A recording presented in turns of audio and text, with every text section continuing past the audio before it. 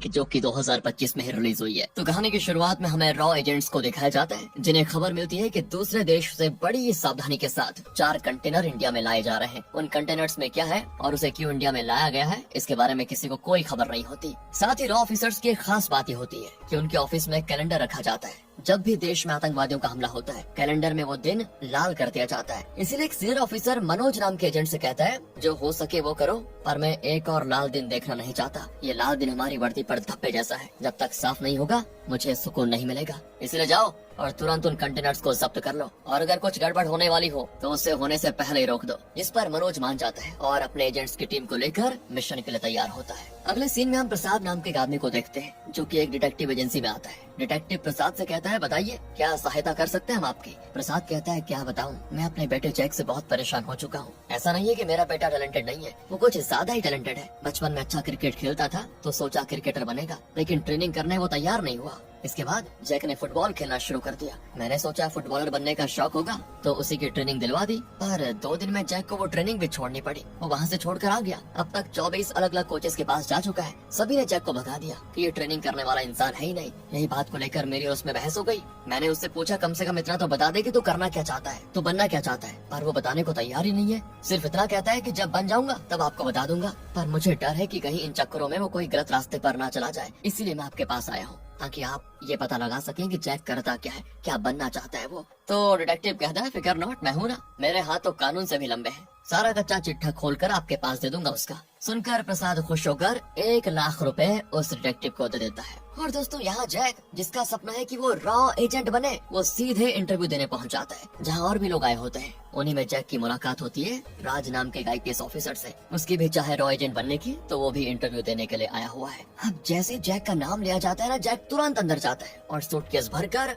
File interviewer के सामने रख देता है। उन फाइल्स में जैक ने जेब कतरों और इस तरह के छोटे मोटे अपराधों के बारे में लिखा होता है, जिसे उसने बिना किसी की मदद के सॉल्व किया है। दोस्तों इंटरव्यूअर उससे कहता है कि वो सब तो ठीक है, लेकिन पहले हमें ये बताओ कि तुम रॉ एजेंट क्यों बनना चाहते हो, मिलिट्री या पुलिस क्यों नहीं। तो जैक कहता है, आपका सवाल बिल्कुल परफेक्ट है। तो पुलिस क्या है ना, असल में देश के अंदर रहकर काम करती है। देश में कुछ प्रॉब्लम हो तो उसको ठीक करना पुलिस की जिम्मेदारी है। उसी तरह मिलिट्री देश के बॉर्डर पर रहकर बाहर से आने वाले खतरों से देश को बचाती है, लेकिन रॉ देश के सामने खड़ी होती है। जब भी खतरा आने वाला होता है, पहले वो उसकी जांच करती है और पहले देश को बचाने की कोशिश करती है। इसलिए मैं हमेशा देश के सामने खड़े रहना चाहता हूँ। ये सुनकर इंटरव्यूअर कहता है कि बढ़िया जवाब है तुम्हारा, लेकिन अब आपका इंटरव्यू खत्म हुआ। अगर आप सिलेक्ट हुए तो हम आपको फोन करके बता देंगे। ये सुनकर जैक खुशी खुशी चला जाता है, इस उम्मीद में कि मुझे नौकरी मिल गई शायद। पर अफसोस दोस्तों, उसे फोन आता ही नहीं। अब जैक जैसे घर आता है, उसको शक होता है कि कुछ लोग हैं जो उसका पीछा कर रहे हैं। पता है दोस्तों, ये असल में उसी डिटेक्टिव एजेंसी के बंदे हैं जो जैक के बारे में पता करना चाहते हैं कि आखिर ये करता क्या है। पर जैक ठहरा होशियार, वो बड़ी आसानी से उन्हें पछाड़ कर पीछे छोड़ देता है। उनमें एक लड़की भी शामिल होती है जिसका नाम अफसाना होता है, और ये उसी डिटेक्टिव एजेंसी की ओनर की बेटी है। और इसको भी दोस्तों जैक के बारे में पता करने का काम मिला हुआ है। जैक कहता है कि मोहतरमा, आपसे ना हो पाएगा। महज 10 सेकंड में मैंने पता कर लिया कि आप मुझ पर नजर रखे हुए हैं। मेरे पीछे टाइम पास करने से कोई फायदा नहीं होगा, चप्पल घिस जाएगी आपकी, लेकिन मेरे बारे में कभी पता नहीं कर पाओगी। इतना कहकर वो चला जाता है। ये देखकर अफसाना एकदम से गुस्सा हो जाती है कि देख लेना बेटा, आज तक मैं कभी कोई केस नहीं हारी, इस बार भी नहीं हारूंगी, चाहे जो भी हो जाए। जब तक इसकी कुंडली नहीं निकाल लेती ना, चैन से नहीं बैठूंगी। अब जैक राज के पास आकर कहता है, तुझे रॉ में नौकरी मिली क्या? राज कहता है, नहीं यार, अभी तक फोन तो नहीं आया। तो जैक कहता है, चल आजा, तुझसे ऐसा रॉ वाला मिशन करवाऊंगा ना कि उसके बाद खुद रॉ चलकर हमारे पास आएंगे हमें नौकरी देने के लिए। तो राज उसकी बातों में आकर 10 दिन की छुट्टी ले लेता है, मतलब जहाँ पर वो काम कर रहा है वहाँ से छुट्टी ले लेता है। अब जैक कहता है कि देख भाई, अब्दुल नाम के एक बंदे के बारे में मुझे पता चला है। उसने सोशल मीडिया पर वीडियो डालकर बताया कि वो इंडिया में कहीं धमाका करने वाला है। मैंने अब्दुल की जानकारी निकाली, ये किसी आतंकवादी संगठन से जुड़ा हुआ नहीं है, लेकिन इस तरह की बातों से ऐसा लगता है कि उसका ब्रेन वॉश किया गया है। इसकी किसी बंदे से बात भी हुई है और उन लोगों ने इसको कुछ देने के लिए बाजार में मिलने भी बुलाया है। मुझे लगता है कि आतंकवादी इसका इस्तेमाल करना चाह रहे हैं ताकि इसकी मदद से वो कहीं बम ब्लास्ट करवा सके। अगर देख हम इसके ऊपर नजर रखें तो ये हमें आतंकवादियों के अड्डे तक पहुंचा सकता है। हमारे इस मिशन का नाम होगा ऑपरेशन बटरफ्लाई। है ना बढ़िया नाम? ये सुनकर राज भी हैरान हो जाता है कि वाह यार, क्या जानकारी निकाली है तूने।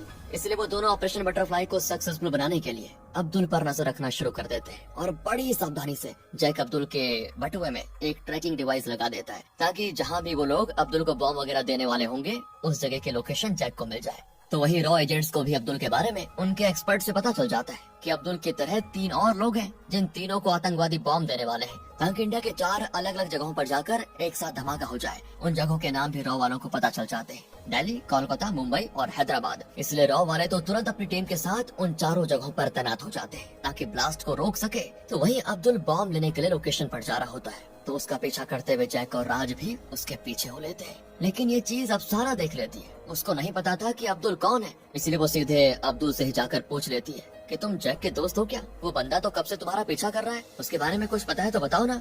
बस दोस्तों, ये सुनकर अब्दुल चौकन्ना हो जाता है कि कौन है जो मेरा पीछा कर रहा है। वो तुरंत ही भागने की कोशिश करता है वहाँ से, लेकिन जैक और राज उसको पकड़ लेते हैं। जैक उससे कहता है कि जिसने भी तुझे बॉम्ब लेने के लिए भेजा है ना, उसको फोन कर और मेरा हुलिया बता, ताकि तेरी जगह मैं बॉम्ब लेने के लिए जाऊँ और तुरंत ही उन सब बदमाशों को पकड़ लो, बता जल्दी। तो अब्दुल अपने साथी अकबर नाम के बंदे को फोन करके उसे अपना हुलिया बता देता है। मतलब हुलिया तो वो जैक का बताता है, लेकिन उसे इस तरह बताता है कि ये मेरा हुलिया है और मैंने इस तरह के कपड़े पहने हुए हैं। अब क्या है कि अकबर ने कभी अब्दुल की शक्ल तक नहीं देखी थी, तो वो जैक को अब्दुल समझकर उससे ही बात करके उसको डायरेक्शन बताने लग जाता है कि यहाँ पर तुझे बॉम्ब मिलेगा, लेकर ले धमाका। जैक जैसे बॉम्ब वाले ट्रक के पास आ जाता है तो रॉ एजेंट्स को जैक पर शक होता है कि पक्का यही वो बंदा है। उनको शक होता है फिलहाल। अब वो जैसे जैक के पास आते हैं, रॉ एजेंट्स का ड्रोन एक बिल्डिंग की छत पर खड़े अकबर को देख लेता है और एजेंट्स को पता चल चुका होता है कि जैक अब्दुल नहीं है, अब्दुल तो कहीं और ही गायब हो गया है। वो सब अकबर को पकड़ने की कोशिश करते हैं, लेकिन वो लोग उसको पकड़ पाते। इससे पहले जैक वहाँ कर अकबर को बेहोश करके अपने साथ लेकर जाता है। जैक ने तो अकबर को उठाकर रॉ एजेंट्स के मिशन को खराब जो कर दिया है दोस्तों। सारे एजेंट्स परेशान होते हैं कि अकबर को किसने पकड़ा, हमने तो नहीं पकड़ा, ये फिर तीसरा है कौन जो हमारे बीच में आ रहा है। बेचारे जैक को नहीं पता कि इसी मिशन पर रॉ वाले भी होंगे और उनका मिशन खराब करके वो भाग गए। साथ ही अकबर के पकड़े जाने पर आतंकवादी का लीडर रहमान नाम का बुढ़ा आदमी वो बाकी के 3 बंदों को कॉल करके कह देता है, धमाके का मिशन रोक दो, धमाका होगा तो चारों जगहों पर एक साथ, वरना नहीं। आतंकवादियों और रॉ दोनों का मिशन अकेले जैक ने बिगाड़ दिया दोस्तों इस तरह। और अब जब रॉ एजेंट्स वालों को पता चलेगा ना जैक के बारे में, पता नहीं क्या होगा। तो यहाँ मनोज अब्दुल को कस्टडी में लेकर आकर कहता है, बता किसने तुझे हमला करने के लिए कहा था? तो अब्दुल कहता है, अरे यार, जैक नाम के एजेंट को मैंने सब कुछ पहले बता दिया है, कितनी बार बताऊं? मनोज हैरान कि हमारे डिपार्टमेंट में जैक नाम का एजेंट कहाँ से आ गया, ये कौन है जो खुद को रॉ एजेंट बताता है, इसे पकड़ो कोई, क्योंकि शायद यही वो इंसान है जिसने अकबर को उठाया है। अब जैक को ढूंढने के लिए रॉ एजेंट्स बाजार के सभी दुकानों की सीसीटीवी फुटेज चेक करते हैं। उसी के साथ साथ आतंकवादी भी जैक की तलाश शुरू कर देते हैं और सीसीटीवी फुटेज को भी खंगालने लगते हैं कि कुछ तो मिलेगा। लेकिन इसी तलाश में रॉ और आतंकी दोनों एक दूसरे के आमने सामने आकर खड़े हो जाते हैं। अब रॉ एजेंट सोचते हैं कि हमारे अलावा ये लोग क्यों सीसीटीवी फुटेज को चेक कर रहे हैं, मतलब उसकी मांग क्यों कर रहे हैं, जरूर कुछ तो गड़बड़ी है। इसीलिए वो उन आतंकवादियों को पकड़ने में लग जाते हैं। उसी के साथ साथ जैक भी उन्हीं आतंकियों को पकड़ने आया होता है, क्योंकि अकबर ने उसे कह दिया था कि मेरे साथी कभी भी आ सकते हैं मुझे बचाने के लिए। पर यहाँ पर जैक से हो जाती है सबसे बड़ी गड़बड़। वो मनोज को आतंकी समझकर उसे उठा लेता है, क्योंकि मनोज ने होलिया ही ऐसा बना के रखा हुआ था। अब जैक को लगा कि यही अकबर का साथी है, तो उसने उसी को उठा लिया। हो गई गड़बड़। अब पहले तो जैक ने रॉ मिशन खराब कर दिया, अब तो उनके एजेंट को उठा लिया, पता नहीं क्या होगा। तो जैक मनोज और अकबर से कहता है, अपने अपने साथियों का नंबर दो, फोन करके उनको बुलाना है ताकि सभी को पकड़ सको। तो अकबर अपने साथी का नंबर देता है और मनोज ने रॉ एजेंट का। दोनों के बंदे एक होटल में आकर मिलते हैं। उस होटल में जैक बुर्खा पहनकर पहुंच जाता है ताकि सभी को पकड़ सके। लेकिन यहाँ भी गड़बड़ी हो जाती है। रॉ एजेंट्स अपने तैयारी के साथ आए होते हैं कि जिसने भी हमारे सर को पकड़ा है हम उसको नहीं छोड़ेंगे। इसी चीज से जैक को पता चल जाता है कि यार बहुत बड़ी गलती कर दी मैंने तो रॉ एजेंट को उठा लिया। वो तुरंत ही वहाँ से भागकर मनोज के पास आता है और कहता है कि सर माफ कर देना, गलती हो गई मुझसे। मनोज कहता है कि बेटा तू तो गया, तुझे तो सबसे पहले मैं जेल में डालूंगा, पहले हमारे मिशन खराब किया तूने, ऊपर से मेरा ही अपहरण कर लिया। तो जैक कहता है सर अगर ऐसा करोगे ना तो माफ करना, मैं आपको आजाद नहीं करूंगा, वरना जो मैं करने वाला हूँ आप वो होने नहीं देंगे। मैं आतंकवादियों को अकेले पकड़कर रॉ में अपनी जगह पक्की करना चाहता हूँ। लेकिन दोस्तों राज तो घबरा जाता है कि अब तो पक्का मेरी आईपीएस की नौकरी भी गई, बहुत बड़ी मुसीबत में पड़ गया। अरे नहीं बनना यार, ये रॉ एजेंट आतंकवादियों को हैंडल करना हमारा काम नहीं है, उनका काम है। पर जैक इमोशनल होते हुए उससे कहता है कि भाई जब मुंबई के ताज होटल पर हमला हुआ था उसी हमले में मेरी माँ मारी गई थी, आतंकियों ने मेरी माँ को मारा था। एक वही थी जिसे मुझ पर भरोसा था कि एक न एक दिन मैं कामयाब होकर जरूर बड़ा आदमी बनूंगा, लेकिन वही इस दुनिया से चली गई, इसलिए मैं ये काम नहीं छोड़ूंगा। तुझे जाना है तो चला जा, मैं अकेला ही काफी हूँ इन आतंकवादियों के लिए, इनको औकात दिखाने के लिए। तो राज कहता है जब मिशन साथ शुरू किया तो बीच से नहीं भाग सकता, इसलिए मैं भी तेरे साथ हूँ। सुनकर जैक को खुशी होती है। पर तभी जहाँ उसने मनोज और अकबर को बांध कर रखा हुआ था, जैक का पीछा करते करते अफसाना वहाँ पहुँच जाती है और वो ये देखकर हैरान हो जाती है कि इसने दोनों को बांध के क्यों रखा हुआ है। तो वो गलती से अकबर को ही आजाद कर देती है जिस वजह से अकबर अफसाना पर हमला कर देता है और तुरंत अपने साथियों को फोन करके लोकेशन भेज देता है अपनी, ताकि सभी आकर उसको यहाँ से लेकर जा सके। अब अकबर सबसे पहले मनोज पर ही हमला करके उसको मारने की कोशिश करता है, लेकिन जैक वहाँ पहुँचकर मनोज को बचा लेता है। ये देखकर अकबर तब वहाँ से अपनी जान बचाने के लिए भागता है, लेकिन जैक भी उसके पीछे पीछे जाता है और इन दोनों के पीछे रॉ वाले तो तब तक वहाँ पर अकबर के साथी भी पहुँच जाते हैं। काफी देर तक चलने वाले इस चेजिंग सीन और गोलाबारी में अकबर तो वहाँ से भाग निकलता है, लेकिन उसके साथी सारे मारे जाते हैं और रॉ वाले पकड़ लेते हैं जैक को।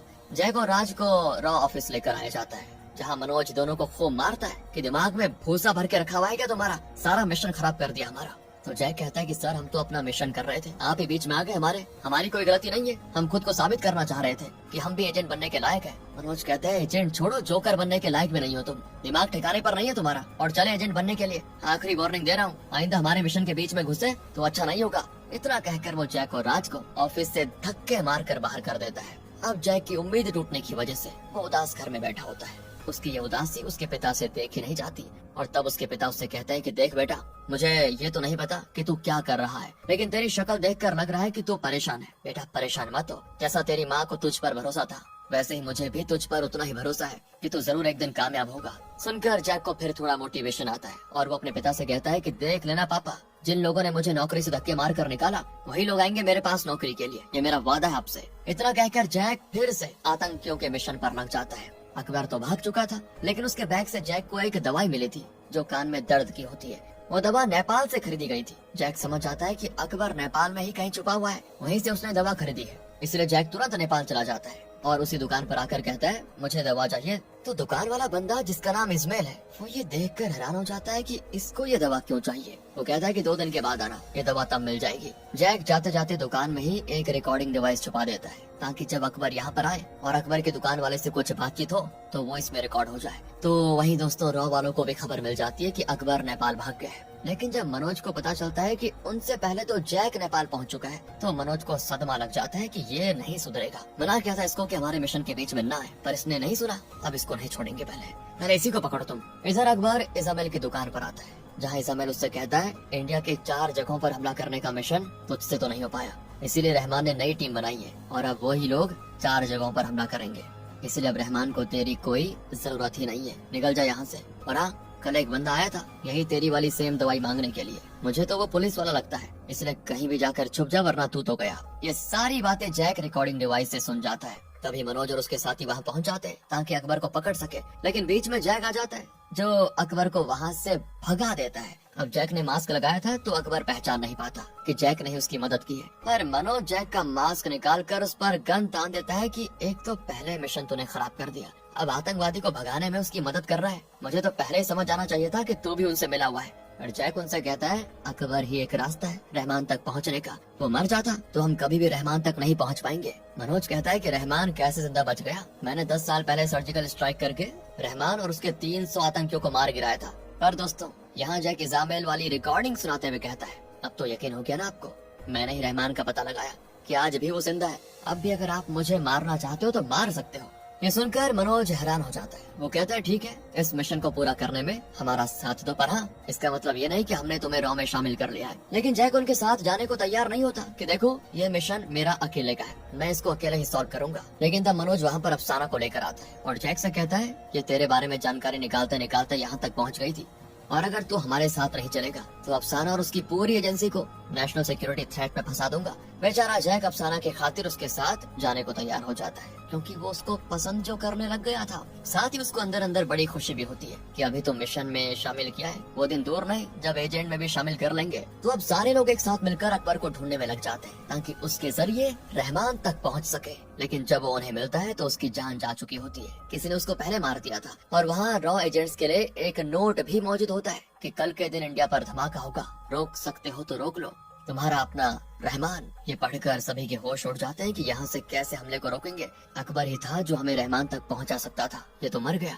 और असल में दोस्तों अकबर को भी रहमान नहीं मरवाया था क्योंकि रहमान को पता चल चुका था कि उसके जरिए रॉ वाले उस तक पहुंचना चाहते हैं। लेकिन अभी तक वो रॉ वालों से एक कदम आगे ही चल रहा है और अभी कोई उम्मीद न होने की वजह से भी जैक को तुरंत एक आइडिया आता है। वो चुपके से इजामेल का पीछा करता है। वो दवाई वाला बंदा दोस्तों भूल तो नहीं गए उसको, और उसको दबोचने के बाद वो उसकी पहले खूब धुलाई करता है। कहता है बता कहाँ मिलेगा तेरा रहमान। इजामिल इतनी ज्यादा मार खाने के बाद टूट चुका था तो वो रहमान की लोकेशन उसको बता देता है। इसीलिए मनोज और बाकी रहमान को पकड़ने के लिए निकल जाते हैं, पर जैक वहीं रुक जाता है ताकि इस बार कहीं फिर से उसकी वजह से मिशन खराब ना हो जाए। पर सभी के जाने के बाद जैक इजामिल को देखता है तो वो उसको बड़ा खुश दिखता है। जैक को समझ नहीं आता कि इनका सबसे मेन आतंकी पकड़ा जाने वाला है और ये इतना खुश हो रहा है क्यों। तब जैक के दिमाग का ढक्कन खुलता है और उसे समझ आता है कि इजामिल ने झूठ कहा कि रहमान कहाँ मौजूद है। उसने झूठी लोकेशन बताई और जैसे मनोज और बाकी वहाँ जाएंगे वहाँ आतंकी पहले से तैयार होंगे जो रॉ एजेंट्स को मार सकते हैं। ये जानकर जैक घबरा जाता है कि मुझसे क्या हो गया,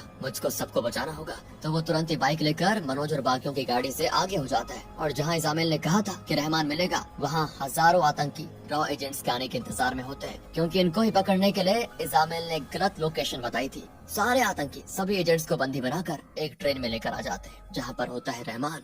अब रहमान मनोज से कहता है तुझे पता है मेरा प्लान इंडिया में ब्लास्ट करने का था ही नहीं, मेरा प्लान तो सिर्फ रॉ एजेंट्स को मारना था। बम ब्लास्ट की खबर मिलते ही जब सारे एजेंट्स उस जगह पर पहुँचते तो हम सभी को मार डालते, पर कह रहा ये जैक है ना जो इसने बीच में आकर सब तमाम कर दिया। आज भी इंडिया के सारे एजेंट्स मेरे निशाने पर है, बस मेरा एक इशारा और सारे एजेंट्स मारे जाएंगे। तुम्हें पकड़ना सबसे मुश्किल था, लेकिन देखो आज तुम भी मेरे सामने लाचार बैठे हुए हो। तुमने मेरे 300 लोगों को मारा था ना, लेकिन मैं इंडिया से रॉ के हर एजेंट्स का नामो निशान मिटा दूंगा और तब पूरा होगा मेरा बदला। रहमान यहाँ पर बातें कर रहा होता है तो वहीं जैक उसी ट्रेन के दूसरे डिब्बे में मौजूद होता है जहाँ आतंकी उसे शूट करने वाले होते हैं। लेकिन जैक बड़ी बहादुरी से उस डब्बे में मौजूद सभी आतंकियों को मार गिराता है। वो अकेला दोस्तों, और उसके सामने सभी आतंकी बिल्कुल कमजोर दिखते हैं। इसके बाद वो वहाँ से मनोज के पास आकर कहता है सुना आपने रहमान से मेरी तारीफ, तब से आप कह रहे थे कि मैंने आपका मिशन खराब कर दिया, जबकि मैंने ही आपकी जान बचाई और आज भी बचा रहा हूँ। इतना कहकर वो रहमान को भी जान से मार देता है और साथ ही राज को सारी आतंकियों की लोकेशन भेज देता है जो रॉ एजेंट्स पर निशाना साधे हुए होते हैं। वो सभी तुरंत उन आतंकियों को मार गिराते हैं, जिस वजह से होता यह है कि सारे एजेंट्स की जान बच जाती है। और इस तरह से जैक ने साबित कर दिया कि वो एक रॉ एजेंट बनने के लायक है। तो मनोज को भी ना चाहते हुए उसको एजेंट्स में शामिल करना पड़ता है और जैक के कहने पर राज को भी अगला एजेंट बना दिया जाता है। पर बेचारे जैक के पिता को अभी तक नहीं पता चला कि उनका बेटा क्या करता है। अफसाना उन्हें रिपोर्ट देती है जो कि पूरी खाली होती है। वो नहीं बताती कि उसको भी पता चल चुका है कि जैक क्या करता है। दरअसल अफसाना भी इस मिशन पर उसके साथ रहते रहते उसे पसंद करने लगी थी। प्रसाद कहता है ये खाली रिपोर्ट का क्या करूंगा, इसमें तो कुछ लिखा ही नहीं है। सही कहा, क्योंकि जैक कुछ करता ही नहीं तो फिर क्या लिखूं मैं इसमें। इसके बाद जैक अपनी ट्रेनिंग के लिए घर से चला जाता है। इसी हैप्पी एंडिंग के साथ ये मूवी यहाँ पर खत्म होती है दोस्तों। बाकी आप बताइए आपको कैसी लगी स्टोरी, एक्सप्लेनेशन कैसा लगा। मिलते हैं आपसे अगली वीडियो में, ध्यान रखिएगा अपना। Thanks for watching.